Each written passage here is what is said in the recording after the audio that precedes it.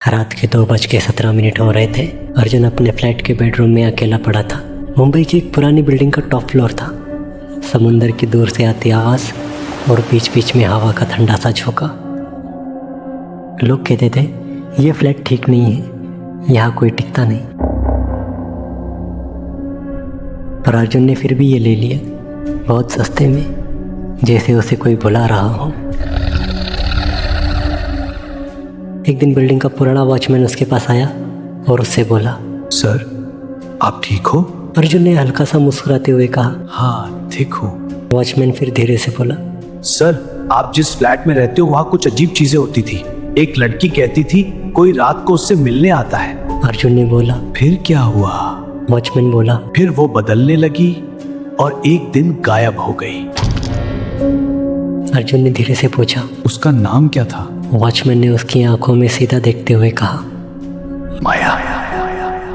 कुछ पल के लिए दोनों के बीच अजीब सा सन्नाटा छा गया।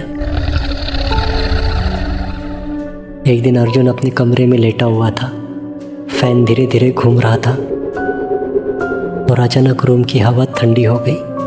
अर्जुन ने अपनी आंखें बंद की ही थी कि अचानक उसके कान के पास किसी ने धीरे से फूंक मारी और कहा, अर्जुन झट से उठ गया। रूम तो खाली था, दरवाज़ा बंद था, खिड़की भी बंद थी, पर हवा में एक अजीब सी परफ्यूम की खुशबू थी। अगले कुछ रातों तक ये सब रिपीट होता गया। कभी उसके कंधे पर किसी का हाथ आ जाता, कभी उसको उसकी गर्दन पर गर्म सांसें महसूस होती और कभी उसके कान के पास हल्की सी हंसी आती। और सबसे डरावनी बात, अर्जुन को डर के साथ अब एक अट्रैक्शन भी फील होने लगा था, जैसे कोई उसे अपनी तरफ खींच रहा हो। एक रात वो कंट्रोल नहीं कर पाया और चिल्लाकर बोला, कौन हो तुम? रूम चुप हो गया। फिर एक आवाज आई, मैं वही हूँ जिसका इंतजार तुम कर रहे थे। उस रात के बाद अर्जुन बदल सा गया।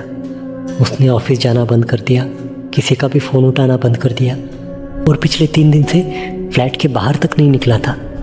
नेबर को अजीब आवाज़ें सुनाई देने लगी। रात को 2 लोगों की बातें, कभी कभी हंसी और कभी जोर से कुछ गिरने की आवाज़। एक रात वॉचमैन ने क्लियरली सुना, अर्जुन चिल्ला रहा था, दूर रहो मुझसे, तुम कौन हो? और उसके बाद एक औरत की हल्की सी हंसी। अगली सुबह पूरा फ्लैट चुप था, डेड साइलेंस, फोन ऑफ, दरवाज़ा अंदर से लॉक था। अब डर सच बन चुका था। वॉचमैन ने नेबर्स को बुलाया, सर ठीक नहीं लग रहे। और फिर दरवाज़ा तोड़ा गया। रूम का सीन देखते ही सबके होश उड़ गए। अर्जुन जमीन पर बैठा था, जिंदा था, पर वो एक ही लाइन रिपीट कर रहा था, वो यही है, वो यही है। पुलिस आई, फ्लैट सील हुआ, इन्वेस्टिगेशन शुरू हुई। बेडरूम में एंटर होती एक ऑफिसर रुक गया। ये स्मेल नॉर्मल नहीं है। एक हेवी सड़ी हुई बदबू, जैसे कोई अंदर से गल रहा हो। दूसरा ऑफिसर दीवार को ऑब्जर्व करता है। एक वॉल का प्लास्टर थोड़ा अलग था, वो नया सा लग रहा था बाकी दीवारों के कंपैरिजन में। तभी वॉचमैन धीरे से बोलता है, सर ये आदमी पहले भी यहाँ रहता था। पुलिस रुक गई। पहले भी? वॉचमैन ने बोला, 2 साल पहले एक रात मैंने इसे बेडरूम में सीमेंट और टूल्स के साथ देखा था। रूम में साइलेंस छा गया। डिसीजन तुरंत लिया गया, वॉल तोड़ी जाएगी। हैमर चला, प्लास्टर टूटना शुरू हुआ और जैसे ही अंदर तक क्रैक पहुंचा, बदबू और तेज हो गई।